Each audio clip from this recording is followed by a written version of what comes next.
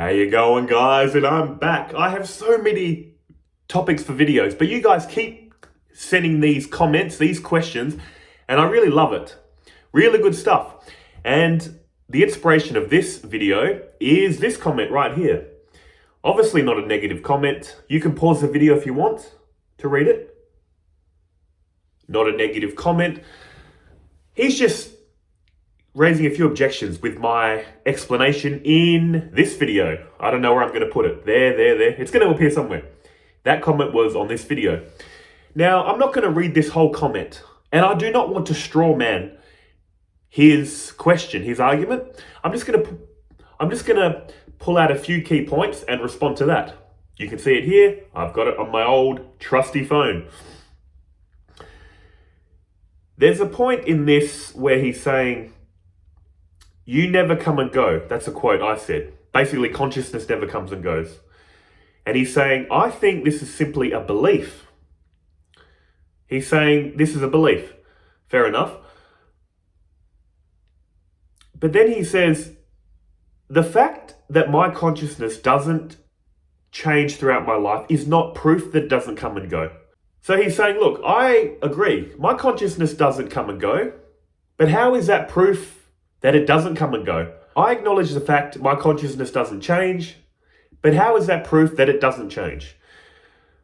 A little bit further down, he says, I understand consciousness is not a shape. It doesn't increase, decrease. It's not composed of parts that could cause it to disintegrate. I don't want to straw man this, but from what he's saying, it sounds like he's saying he agrees consciousness has non-objective qualities. Then he says, maybe what you say is true, but how can we know this for sure? There's also something he writes right at the end. Could you figure it out without Advaita books if you lived alone on a desert island? What is the proof that consciousness neither comes nor goes? Really good points, really good questions. I'm going to answer it directly and simply, then I'll elaborate. How do I know consciousness doesn't come and go? How do I know consciousness has non-objective qualities? Well, here's the truth bomb. I don't know.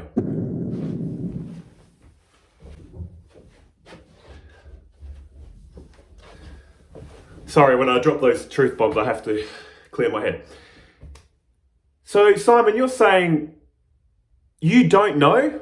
I'm asking you, why do you believe this? How do you know this? And you're telling me you don't know. Well, let me explain. If I knew, or you knew, or anyone knew that consciousness had objective qualities, if I knew that consciousness could come and go, if I knew consciousness could disintegrate, have a shape, have a form, and then I run up to an Advaita guru and say, Guru, I've found out. I've realized consciousness has objective qualities. I found it. Look, it disintegrates. It has shape. It comes and goes. Look, I know it. You know what the guru would say? Simon, you haven't found consciousness. You found something with objective qualities that is appeared in consciousness.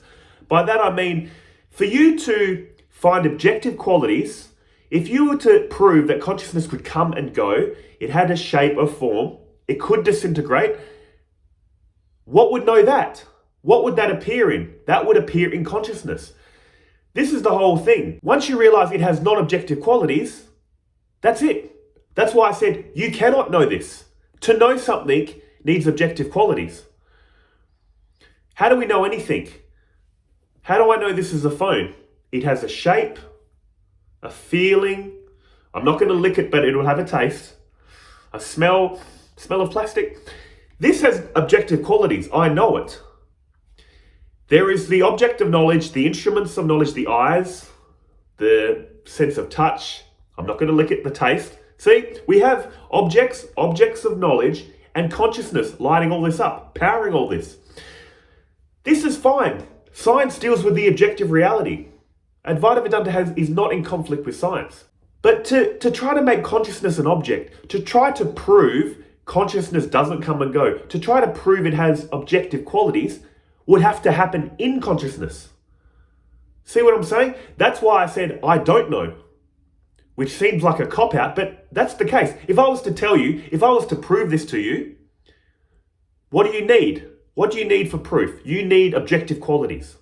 See, I don't even know if I'm explaining this clearly, but once you get it, it's the most obvious thing. This is why I did this experiment a while ago. I tried to explain non-duality to my dog. Why would you do that? It was just to prove a point. I was waving my arms explaining the nature of reality. You're Brahman. The nature of all reality is pure consciousness. You know what he did as I'm waving my arms around? He sniffed my hand, realized there was no food, wandered off. Such a Zen move. Why would I do this? Because look, we need to remember, nothing else in reality, animals, plants, the weather, the universe, nothing else, as far as we know, does philosophy. Maybe dogs sit around doing philosophy, or birds, I don't know. But basically, from our point of view, they're just living life. Things are getting done. They don't have all this thinking. There's a great quote I once heard: simplicity confounds the wise. Advaita Vedanta is so simple, so direct. They're telling you to do something so radical, which is investigate your direct experience of reality. Investigate this feeling of consciousness. Investigate this feeling of you. We have so many assumptions. Another point I'd like to mention in that comment, he said, could you figure this out on a desert island without Advaita Vedanta books? Now here's the thing. If I was born on the desert island, I wouldn't need Advaita Vedanta. Advaita Vedanta is basically the antidote to our suffering. Because what they're saying is, your essence, if you really check, if you really investigate, is just pure being, pure knowing that all these concepts are fed to us. All the concepts of this world have been conditioned to us.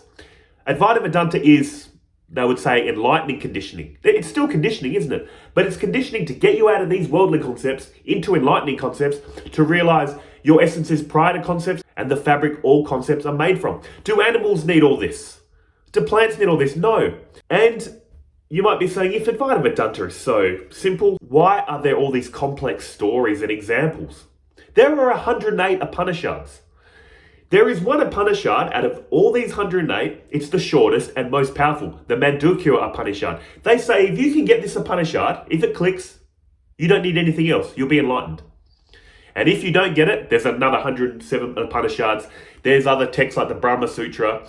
Why is there so many texts and ways of speaking about this? You know why? Not because the teaching's complicated, our minds are complicated. We are so complicated that to hear something simple is like, mind blowing. This is the philosophy of babies or dogs. They get it because they don't need to understand it. This is why this philosophy is so simple. It's so simple that it's hard. Why? Not because it's hard, because our mind is complicated.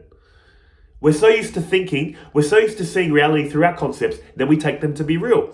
Advaita is just saying, look, just acknowledge all this is concepts, even Advaita Vedanta concepts, and investigate this feeling of I, pure existence.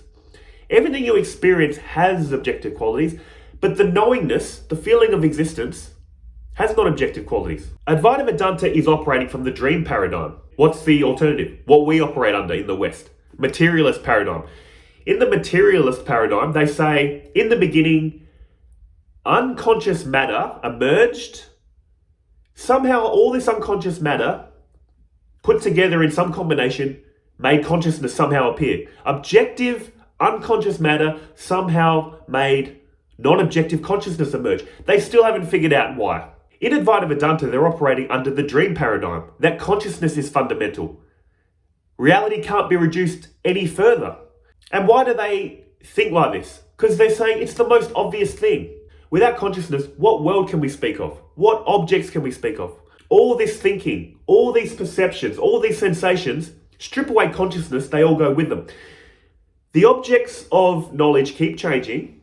The thoughts, feelings, sensations, perceptions keep constantly changing. They're non-essential to reality, are they? If they were so essential, they wouldn't come and go. But consciousness is fundamental. It is essential. Take away consciousness, it all goes with it. That's why Advaita Vedanta keeps it simple. They say, you're trapped in consciousness. Trapped in quotes, because you are consciousness, they're basically saying. You're trapped in, if reality was a dream, you're trapped in the dream. Try to fly into dream outer space. Try to fly outside the dream. You can never get outside the dream. You're trapped in the dream. You're trapped in consciousness. You are consciousness. It's like whirlpools trapped in the water. A whirlpool is trapped in water, made from water. If a whirlpool tries to study water, it can't. It's studying the very fabric it's made from. And this is why they say consciousness is the total mystery of reality. This is why they say science will never unravel the mystery of consciousness. This is why it stumped science, and it will continue to, according to Advaita Vedanta. Because science can only study things with objective qualities. You can't study the thing you're made from. You're made of consciousness, trying to study consciousness. So look, that's all they're trying to say in Advaita Vedanta. I'd like to end the video on just this quick note. Just remember, this is all fun, isn't it? I'm not here to try to really convince you that Advaita Vedanta is real. If everyone believed this was real, if this made sense to everyone, we wouldn't have this diverse, beautiful world, would we? But I really love these questions. We get to go back and forth, have a bit of fun. Have a bit of playfulness. It's enjoyable, isn't it? Back and forth. We're blessed to be able to do this.